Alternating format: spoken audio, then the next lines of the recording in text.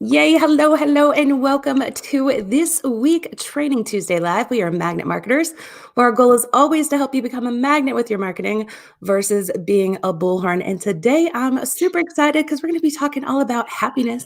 I mean, who doesn't want to talk about that? But more importantly, the happiness in your workforce, the culture, how people feel when showing up to work. Do they dread those Mondays? Do they look forward to those Fridays?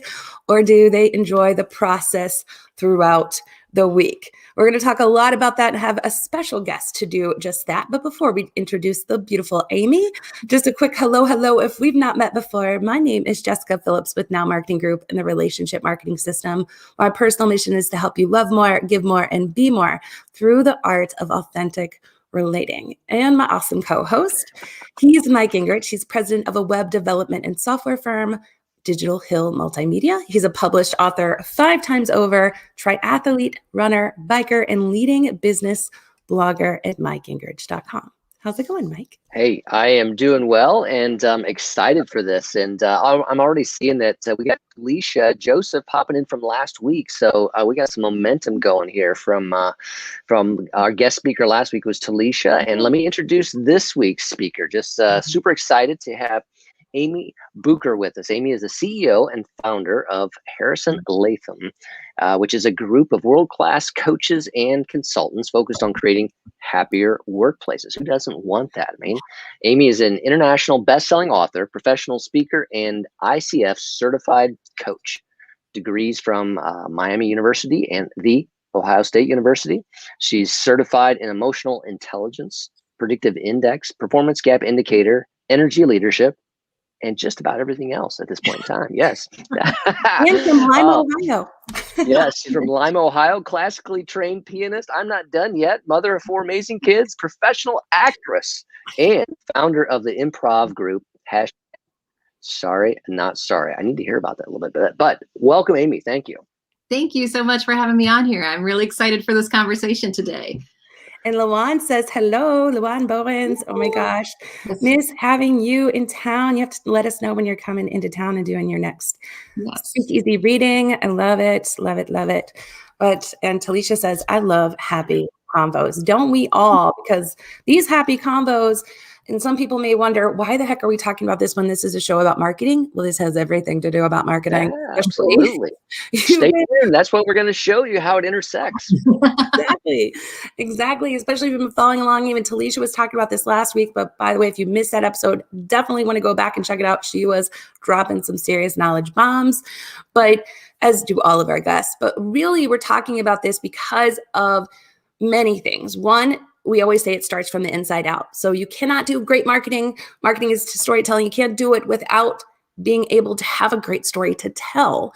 And Aimee, I would love to know, because you actually come from this digital marketing background. You owned an agency, worked in an agency.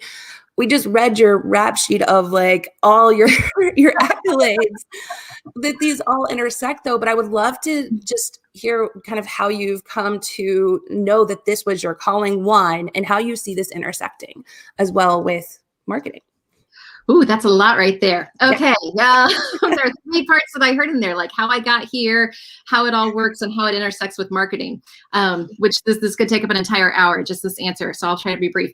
Okay. I was in the world of marketing. I taught myself web design. I was in music before that. I was a band director at the high school and college level. Stopped teaching to stay home, raise my babies. And while I was home, taught myself web design, started an agency because there was demand, and then eventually was headhunted and joined another agency. Got fired from that agency. Actually, literally 7 days after I got divorced, I got fired from my job, and had this moment of like, oh my gosh, I can do anything I want now. I have this blank slate. I'm 45 and I got to do it. Or like, how cool is that? And so I took time to think about and figure out, what did I want to do? What is the legacy I want to leave in the world? And I kept coming back to happiness. I kept coming back to, I want to create these ripples in the world that make the world a better place for everyone. So out of that, I went back to school to get my certification in life coaching, became a life coach, I've co-authored 2 books now. I'm authoring my own book right now, working on that. That'll be published later this year. Have been doing more public speaking, these things that all sort of work together to create more happiness. And at the very end of 2019, I thought I want to figure out systemic happiness, because personal happiness, we can do that. I can work with people and we can create our own personal happiness, but what does systemic happiness look like? What does it look like in an organization or in a town or in a community? And that's where Harrison Latham was born, for that desire to create systemic happiness, to figure out how can we make this big, really, really big, because we spend so much of our life at work. And so if our work is a happy place, it bleeds over into everything else we do. And as far as talking happiness on scale. Yes. There we go. It's a ripple effect, right? Like when you feel happy, people want to be around you, right? They're happier. They're having then that same effect on others. And it is this ripple effect. So I love that. I love that. And I know you were going to answer that. I hit you with like 3 questions deep right at the beginning. But I love how you mentioned like the clean slate of starting over, because I don't think anything happens by accident. I shared with you before we got on that like I got let go of my job when I was really sick and pregnant with my last daughter. And that time I thought it was the worst thing that could happen. But now looking back, I'm like, thank you, because now it gives you this peace and this realization to see things clearly, because you actually get this pause moment to look. And I'm sure that's kind of brought you some clarity on how these intersect. Yeah, absolutely. Absolutely. It's so amazing when we get these moments where we can stop and go, wait a minute, this is my life. And do I want this to be my life? Is this who I want to be and how I want to show up? And sometimes it's something dramatic, like getting fired from your job. Sometimes it's something wonderful, like having a baby, or getting married, or something really amazing that changes your life and makes you go, oh. But so many times it's the tragic stuff. Yeah, because that's what makes us pause. Sometimes it's the tragic stuff. Like I feel like many people are on autopilot. I think we talked about this a couple of weeks ago too, like just different types of leadership and how we show up, transactional or transformational, and just, well, do we want to just get stuff done, or do we want to do things for what purpose and make an impact? And so that question, I want to kind of circle back to, because I think you touched on it, but from another perspective on how systemic happiness kind of does play into marketing at its core, even though that may not be for what purpose, right? But just how, I guess a better question is, what is the use case, or besides just feeling good, for businesses to take a look at and say, this is something you really do need to focus on for your business growth because it's this important? What would you say to that? Oh, there's so many wonderful case studies out there of businesses who have created employee happiness as one of their core focuses. Southwest Airlines is one that I love to talk about. So they were founded in 1967 by Herb Kelleher. He was their CEO for 30 years. And his vision was employee happiness is the first thing. That's, because if I have happy employees, they're going to give great customer service. Our customers are going to keep coming back. The stakeholders will be happy. So he saw it as this literal trickle down effect that if I focus here, everything else falls into place. And it works. It works. They're an amazing case study. They're the only major airline in the world to turn a profit every year.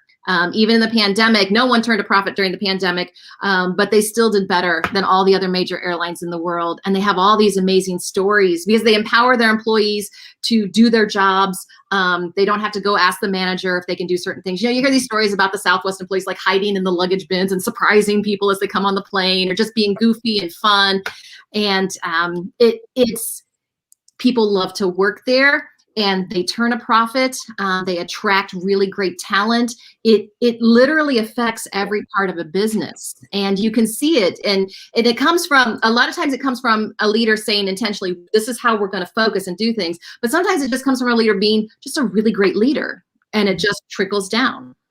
I love that word that you said, intentionally, too, because I do feel like even if you're great leadership, still just being intentional on checking in with people. Last year, 2020.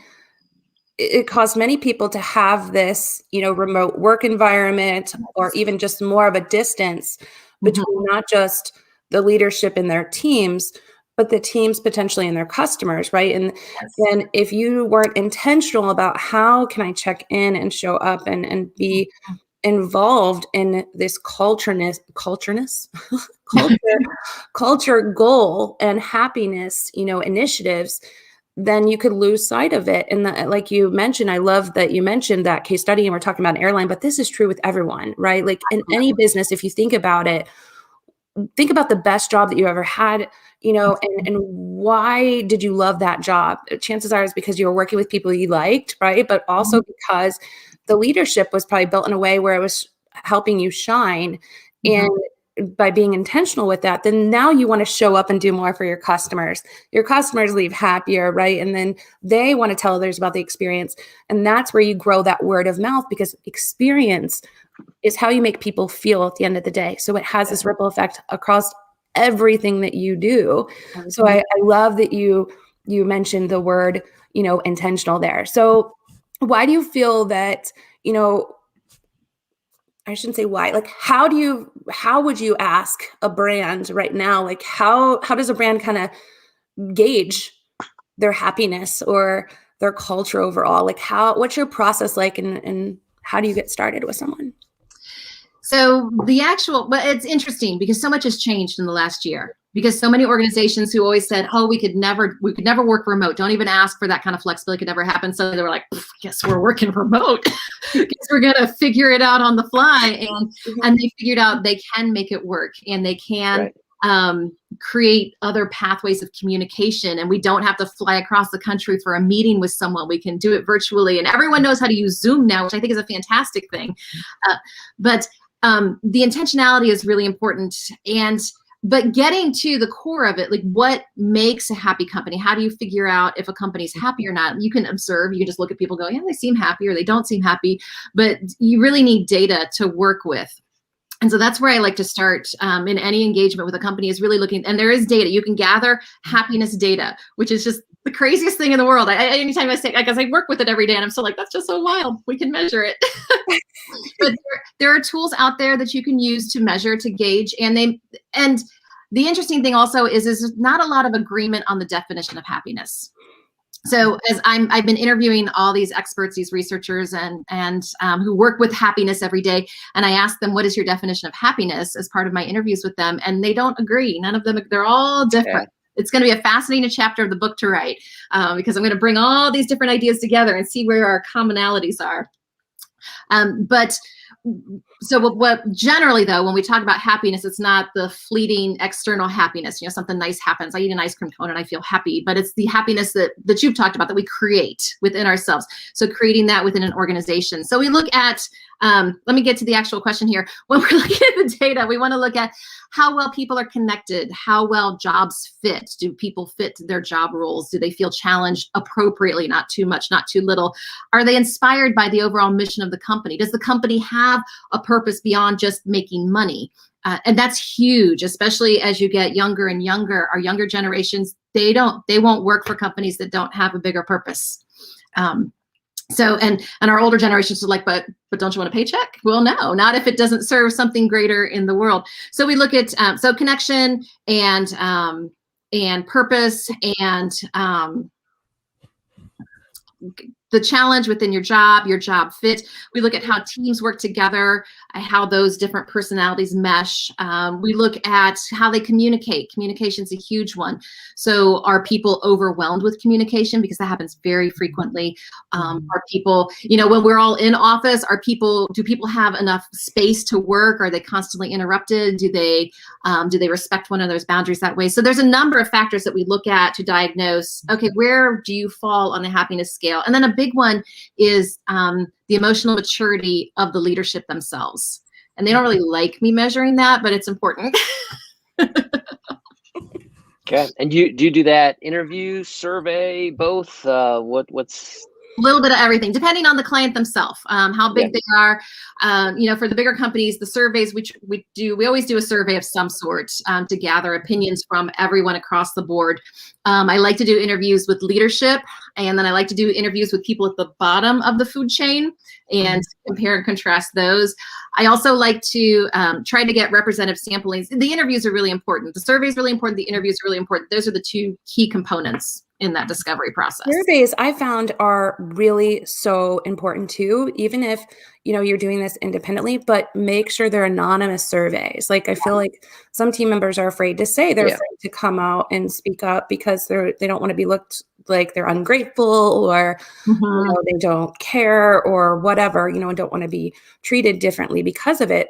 But we did, this was a tool a couple years ago. Now we use a different software for, employee recognition and rewards and checking in and that kind of stuff. But it was a software called Tiny Pulse. And we did surveys of the team. And one of the big things that came up was that like the team members just wanted to wear jeans. They just wanted to wear jeans. I'm like, okay. Like, nobody sees me ever in jeans. Like one time I did it for Halloween and they freaked out. They were like, I'm shook Jessica's in jeans. And because I would have never have guessed. I just like to dress up. I've just always been in the, in the mindset that when you go to a corporate environment or a business environment, I don't even want to say corporate because I'm anti that. But if you want to show up in a business environment, you show up dressed up, right? And I would have never guessed. So it's like little tiny changes like that you would have never known unless you survey. So you don't have to worry that it's maybe going to be something so harsh, right? And that you just don't want to hear it. But honestly, there are some things that are, because it could be about, once you're a baby, especially if you're a small business, you're like, I'm trying my hardest. It's damn hard to run a business, right? Like, let's be honest. Yeah. But if you don't know, you don't know, and you can't change what you don't know. So it's so powerful. So I love that you're adding in surveys and those discoveries, and I guess doing this now, what are some things that you really find come out for people? Like, what's the process like? Is it positive? Like once you get the surveys, like how do you deliver that news in a way that can move to action, I guess? So that's an interesting one. And it goes back to the emotional maturity of the leadership, honestly. And as you talk about that transparency in surveys, having the anonymous versus transparency, I should say, that goes back to the emotional maturity of the organization as a whole and the leadership. And can the leadership hear what people really have to say? And so that's one of the things I'm trying to diagnose right now is what are the levels of organizational maturity? I've been looking for a good model that you can measure that very quickly. And I haven't found one yet. If you know of one, let me know. But so sounds like a book. Yeah. The next one you're writing, Aimee, we got it.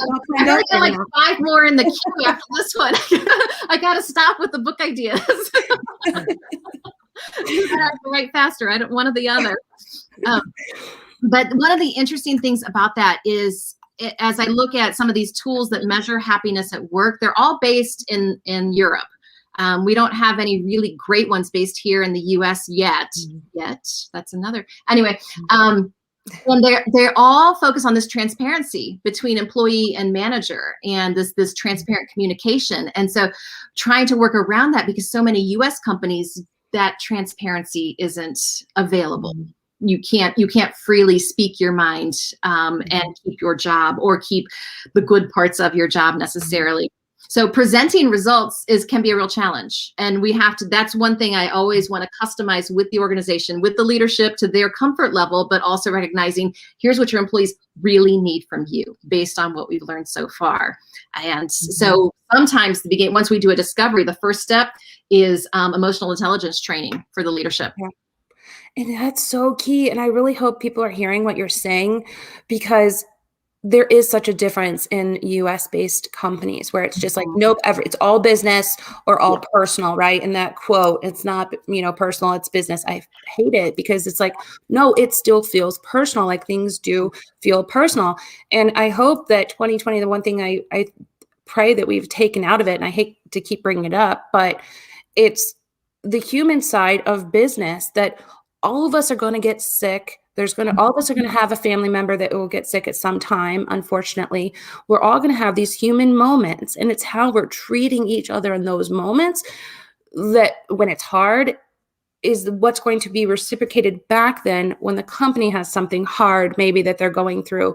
And This is the difference that makes the difference, right? So it's so foundational, and it's something that I think so overlooked because it's like, nope, it has to be business. So we have to look at just spreadsheets and KPIs and ROI for this, and everything has to have just, a formula that is almost mathematical versus taking a step back and saying some things just make common sense because we're human and we need to approach it at that level. And Right. some people may just be having a hard time, and you need to show up for them in those hard times. So not because you want them to only doing it because you want them to show up for if things get hard for the company, but because you're a good human, right?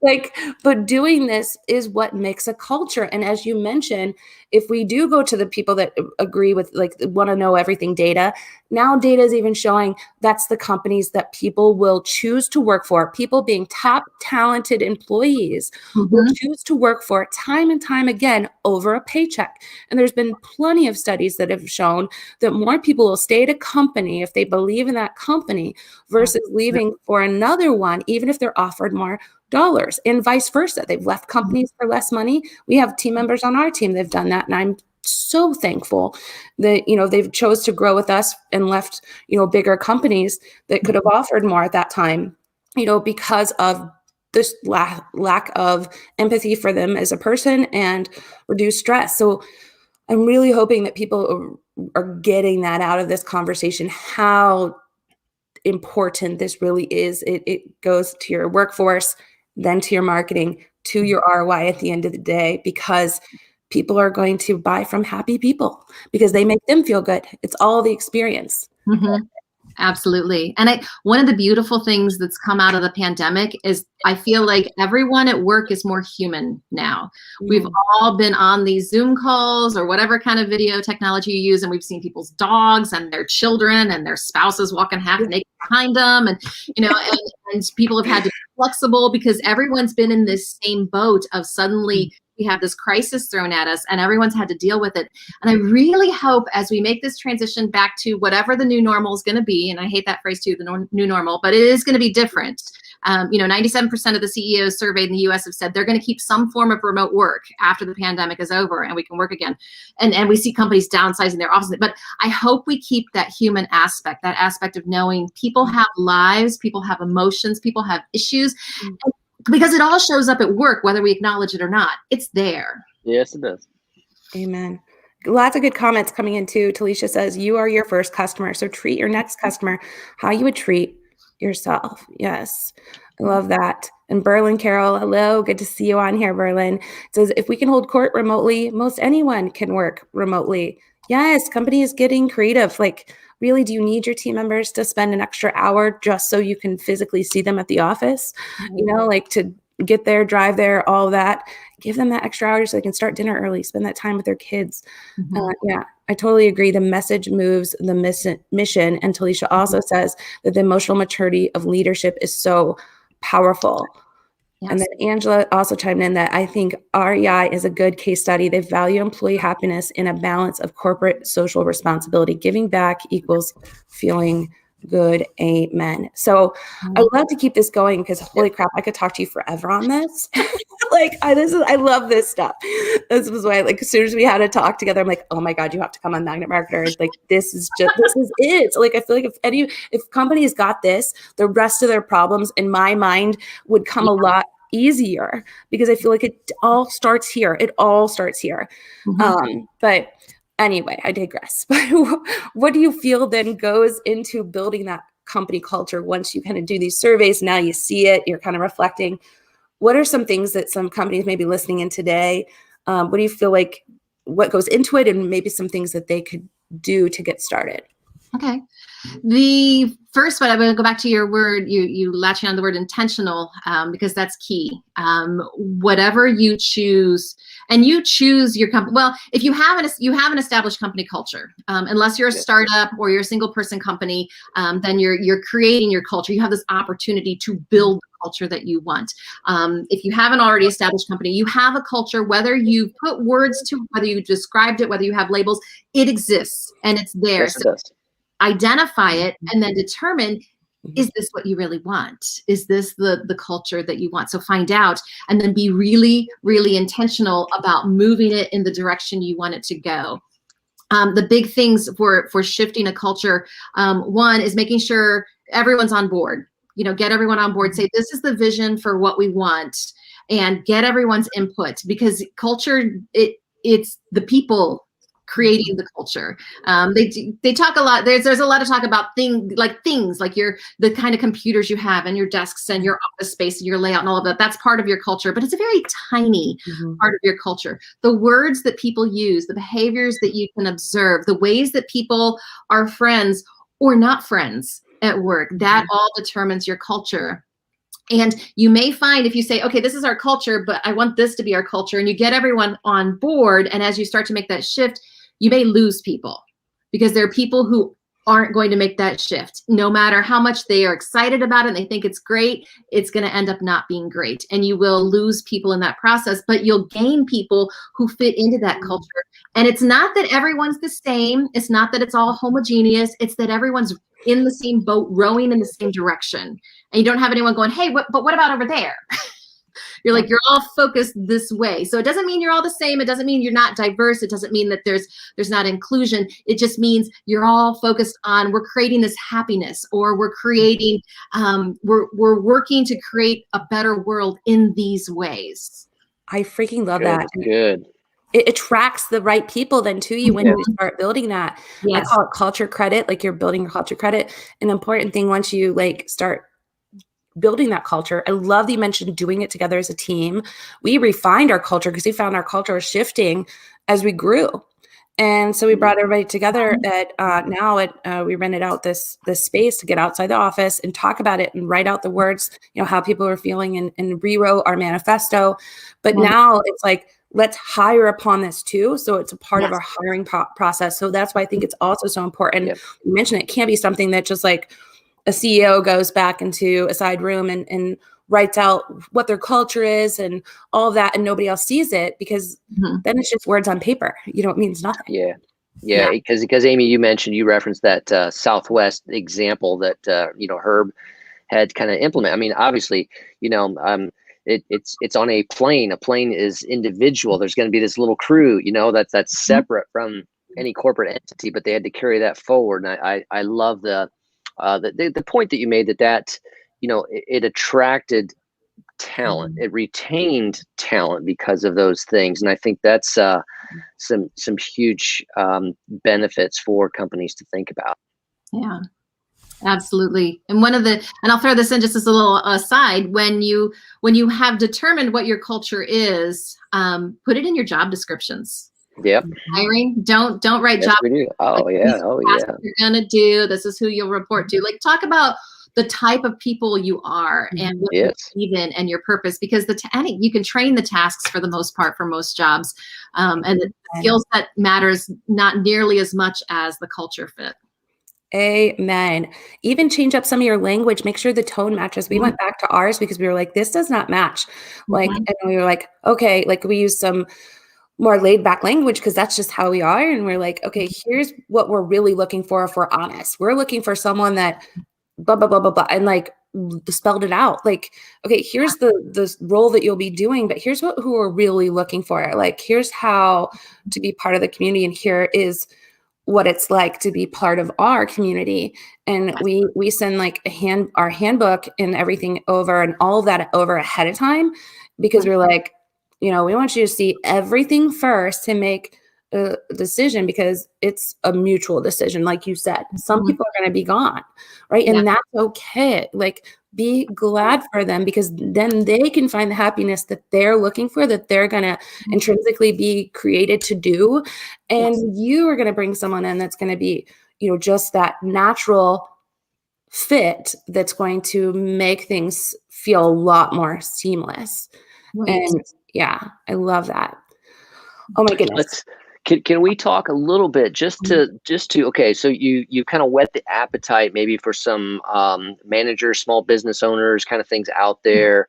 What are some things that they should be just little things that they can do now to think about this and taking a step forward?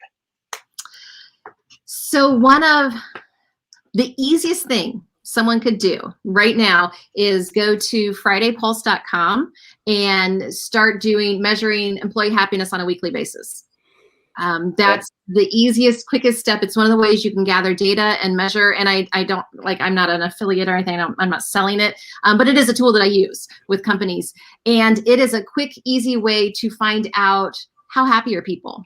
How connected do they feel with one another? Do they feel inspired by the work they're doing? Does their job fit them well enough? It measures 5 key areas, and you can within a week, you can start finding out, oh, my people are not as happy as I thought they were. Oh my gosh, we're like really happy in this area, but this particular team is not, and they are much lower than the rest of the company or the rest of the organization. So why is it? And it gives you talking points to start digging into and figuring out, okay, what's going on and why is that happening? So measuring, just starting a measurement program is really easy and really simple.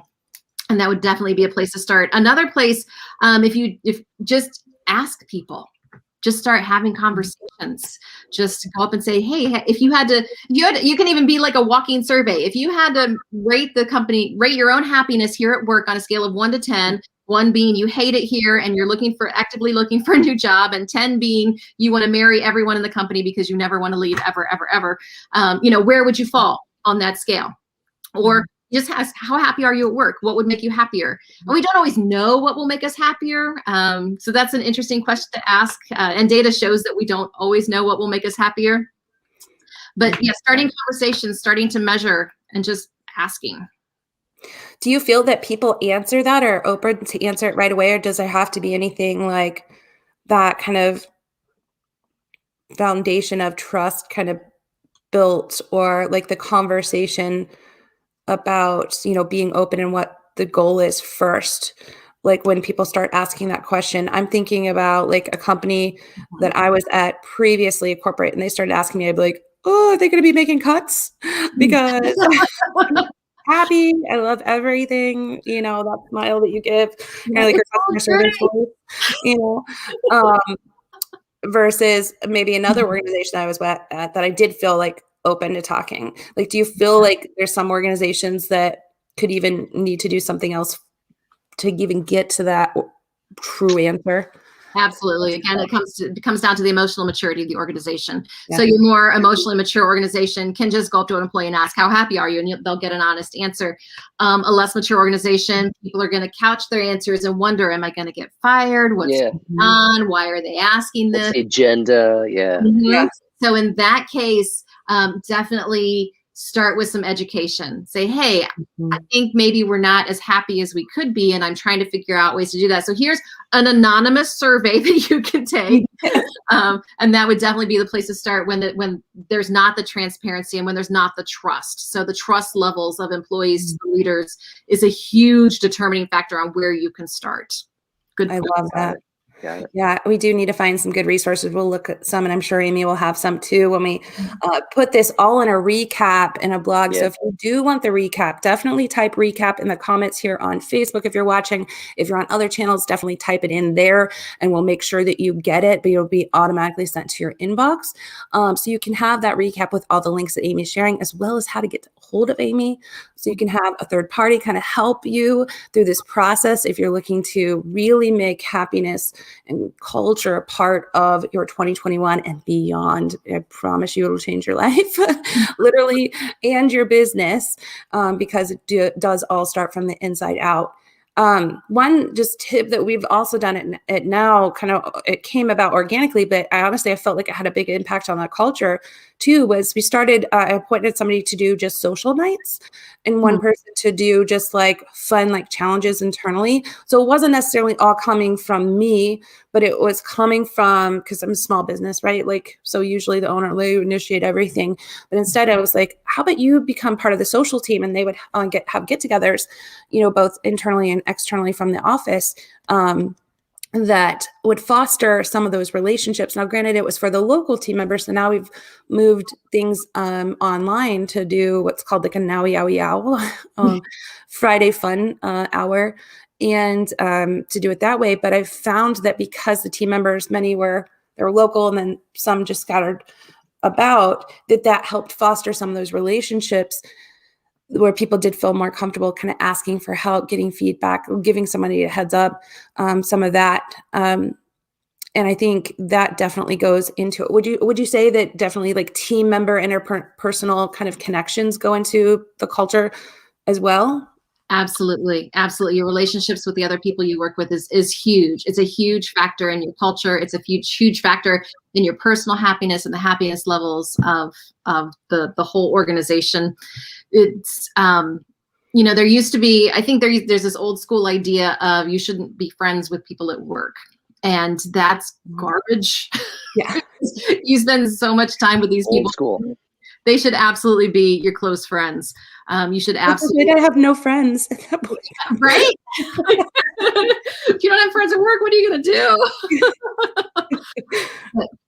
But yeah, those relationships, friendships, that trust, those bonds, that's so important. And it comes through, I want to bring this back around to marketing. It comes through in your marketing. It comes through in your brand. People can sense that when they talk to your employees or to the business owner, because it just comes across in those little snippets. When you read between the lines, you can hear, oh, she loves the people she works with. Even if she never said she loves the people she works with, I can hear it in how she talks about them. Yes, feel.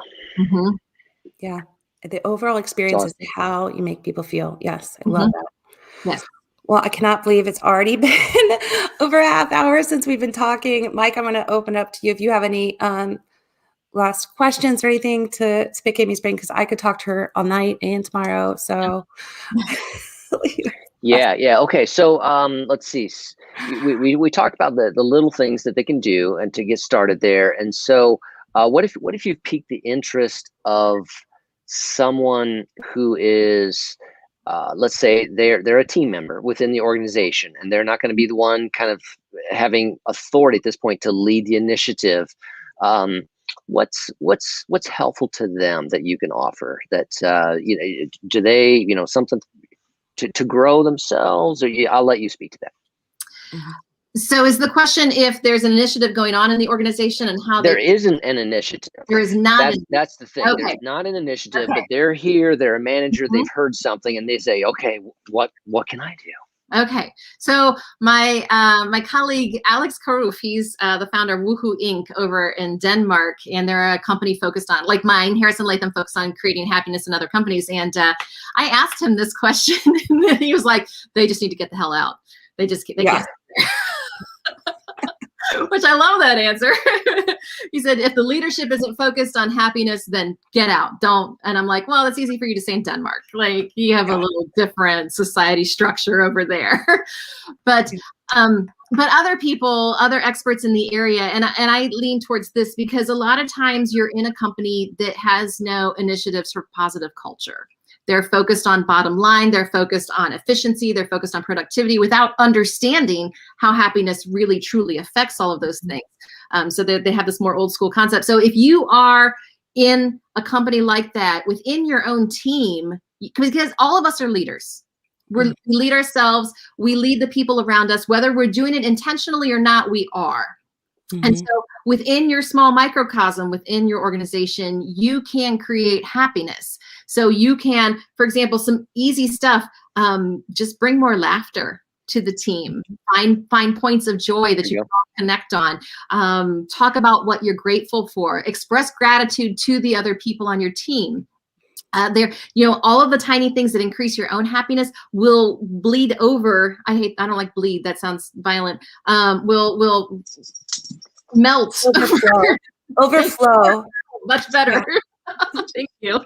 But will overflow onto the rest of the team. And if you do that consistently and you bring your other team members along, eventually management will notice. Because people will be asking, hey, can I transfer over into that team because they're having a lot of fun and I really want to be part of that. And so eventually management will go, hey, what are you doing over here? Because we also see that your productivity is way up and the things that are coming out of your team, the work that you're doing is really good. And so you can, in your own way, over time, change an entire organization, no matter what level you are. Yeah. I love that. You make it feel like it's their idea all along, right? Like, yeah. I know there's something, so I wanted to, yes, that always works. Or send them this video too, and take, if it doesn't go anywhere, but I love your idea much more, because that is key. When somebody notices it and it makes them stop and notice it, then that's powerful because they noticed it and they're going to see the actionable results, that have already happened within that core. So, they'll want to be a part of it, create what you want to be a part of kind of thing. Right. And then, but also, if you are feeling like you've already had these conversations, but nothing's really maybe happened yet, or whatever, maybe send them this video or a blog post that we'll be doing, and hopefully that's helpful. Or reach out to Aimee. Aimee, what is the best way, for people to get a hold of you if they do want to continue this conversation or bring you in to talk with their team? So my email is Aimee, spelled the French way, AIMEE, at harrisonlatham.com. That's Harrison Latham. They are spelled exactly the way they sound. Awesome. And we'll make sure to include that in the show notes as well with the blog recap. So if you do want that, make sure to type recap in here.